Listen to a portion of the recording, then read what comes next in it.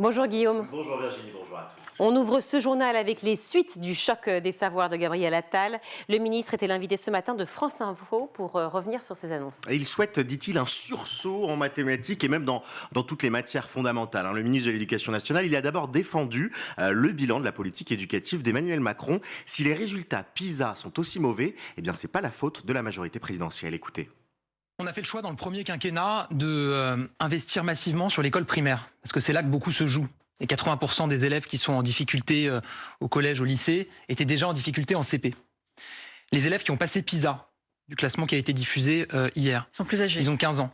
Ils étaient en 6e quand le président de la République a été élu, et donc ils n'ont pas bénéficié de ces mesures. Est-ce que ça veut dire pour autant qu'on peut dire que c'est pas grave, ce classement? Évidemment. Le ministre qui a également détaillé la mise en place de groupes de niveau au collège en maths et en français. Il souhaite que les élèves puissent être répartis selon leurs facilités ou au contraire les difficultés qu'ils ont dans certaines matières. Je vous propose là aussi d'écouter Gabriel Attal. Si vous avez beaucoup de difficultés, que vous êtes donc dans le groupe des élèves les plus en difficulté, le nombre d'élèves sera réduit dans le groupe. L'idée, c'est qu'il y ait une quinzaine d'élèves maximum pour que les enseignants puissent les faire davantage progresser. Et donc l'idée, c'est que ces groupes puissent s'adapter au niveau de chacun pour faire progresser tout le monde. Parce que moi, ce que me disent beaucoup d'enseignants sur le terrain, c'est quand vous avez une classe avec une partie des élèves qui ne sait pas compter et une partie des élèves qui sont très bons en mathématiques, vous n'arrivez plus à faire progresser tout le monde. Alors une question se pose notamment du côté des syndicats. Comment trouver des enseignants pour ces petits groupes à l'heure d'une pénurie assez généralisée? Réponse du ministre. On est en train d'agir pour renforcer l'attractivité du métier. Pour moi, il y a 3 sujets. Premier sujet, c'est évidemment la rémunération. Et je rappelle qu'on a permis la plus grande revalorisation pour les enseignants depuis 20 ou 30 ans. Alors beaucoup vous disent que ce n'est pas suffisant, je l'entends parfaitement, mais en tout cas il n'y a pas eu d'équivalent depuis le début des années 90. La formation initiale des enseignants, la manière dont la formation est organisée aujourd'hui, avec un concours à Bac+5 qui épuise des étudiants qui ont une année de M2 très difficile, avec les cours, la préparation du mémoire, la préparation du concours, l'alternance, est aujourd'hui un frein à l'attractivité. Donc je vais la réformer, je présenterai des mesures pour réformer la formation initiale des enseignants dans le début de l'année 2024. Et enfin, 3e point, les conditions d'exercice. Il y a beaucoup de difficultés au quotidien sur lesquelles je travaille, j'échange avec les organisations syndicales.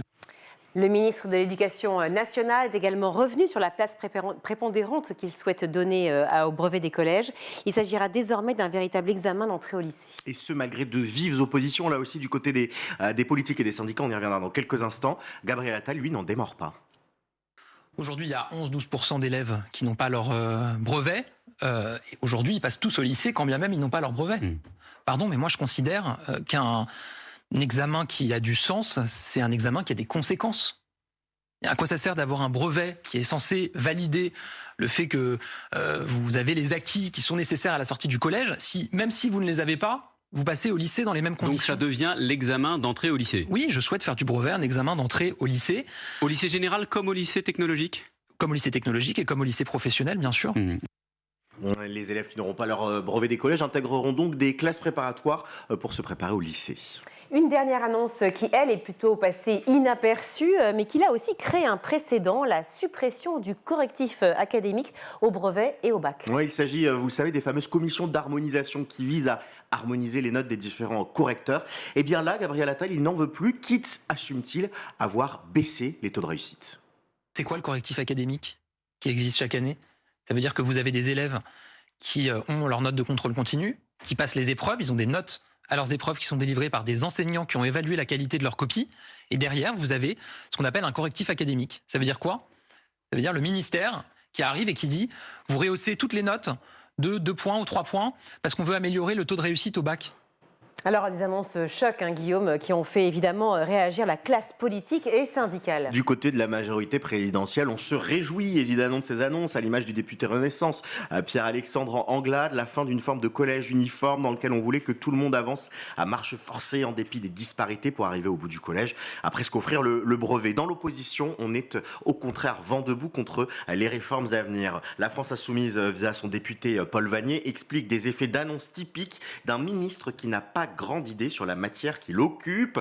Du côté du Rassemblement national, on pense qu'on passe à côté des vrais sujets qui sont différents aux yeux de l'élu RN Roger Chudeau, qui dit qu'il faut supprimer les pseudo-enseignements qui défigurent l'école primaire, l'éducation sexuelle, la lutte contre d'imaginaires phobies et le pseudo-développement durable. Voilà, on est sur un tout autre registre du côté du Rassemblement national.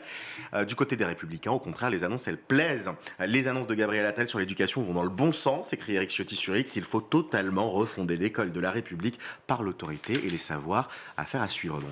Oui, affaire à suivre, effectivement. Merci beaucoup, Guillaume.